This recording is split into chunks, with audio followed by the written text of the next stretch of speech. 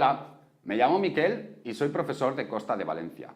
Hoy os voy a hablar de las oraciones concesivas hipotéticas. Mirad, mucha gente bebe cerveza, le gusta. Mis compañeros de trabajo beben cerveza, mis amigos beben cerveza, hasta mi madre bebe cerveza, pero a mí no me gusta, yo nunca pido cerveza. Es más, yo creo que ni aunque estuviera en el Oktoberfest de Múnich, bebería cerveza.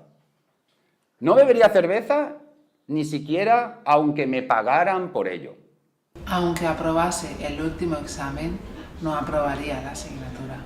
Como habréis notado, para expresar este tipo de oraciones utilizamos la palabra aunque seguida del imperfecto de subjuntivo. En este caso, aunque estuviera en el Oktoberfest de Múnich.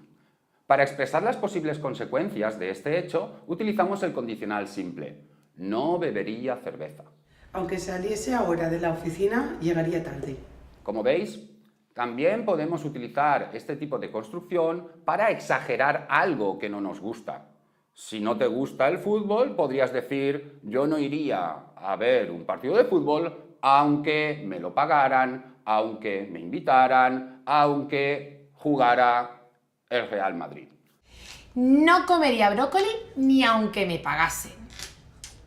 Bueno, yo no bebería cerveza aunque estuviera en Múnich. ¿Y vosotros qué haríais en mi lugar? Hasta luego.